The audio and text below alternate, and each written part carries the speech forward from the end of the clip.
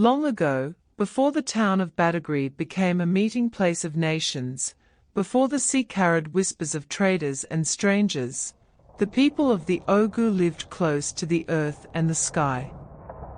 They farmed, they fished, they honored their ancestors, and they feared the spirits that roamed in the dark. But one season, sorrow came upon the land. The rains refused to fall. Children fell sick. Crops withered before they ripened. A strange silence hung over the nights, as if even the crickets and owls had abandoned the people. The elders gathered and prayed, but their words fell back to them like stones thrown into the air. So, they went to consult the oracle. The oracle's voice came like the rumble of thunder. Your land has been forgotten, because your voices no longer reach the spirits. Build a drum as tall as a man, strong as the iroko tree, and wide enough to hold the cry of the antelope. Through this drum, your pleas will rise, and the spirits will remember you. The people were astonished. They had never seen such a drum. But 3 brave men, Kojo, Avadagba, and Tasavi, stepped forward. Guided by the oracle's words, they went into the forest. For 7 days and nights, they searched until they found the iroko tree whose roots drank from hidden springs. With chants and rituals, they cut it down, shaping its hollow heart into the body of a mighty drum. When it came time to find its voice, they sought the skin of the swift antelope. The hunters prayed for forgiveness, and when the drum was dressed, it seemed alive, as if it breathed with the earth itself. They named it Sato. The first time Sato spoke, the ground trembled.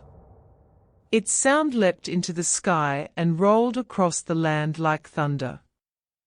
The children danced without knowing why. The elders wept, for they felt the presence of the ancestors.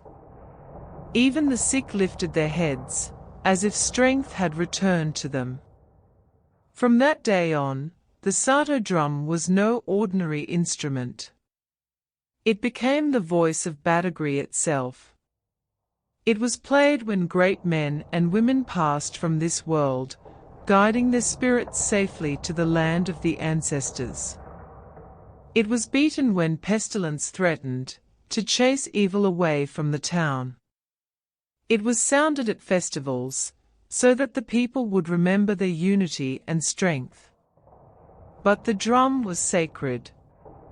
Not everyone could strike it. Only those pure of heart, often orphans who had no parents to shield them, were chosen to beat the Sato drum.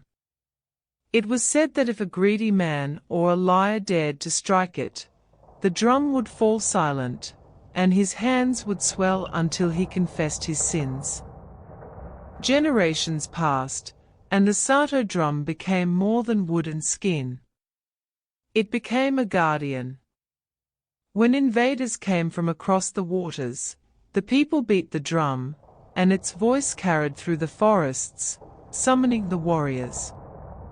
When famine loomed, they beat the drum, and the rains returned. And so the people said, as long as Sato speaks, Badagry will never be forgotten. Even today, when the Sato drum is beaten during festivals, its thunderous voice carries not only music but memory, the memory of how the people survived sorrow, how they spoke to the spirits, and how they learned that unity is stronger than fear. The tale is told from one generation to the next. That the Sato drum does not simply make music. It reminds the living of their ancestors, drives away darkness, and keeps the heart of Badagry beating forever. And whenever its sound rolls across the town, the elders lean close and whisper, "Listen well, child. The drum is not playing, it is speaking. and those who understand its voice will never be lost.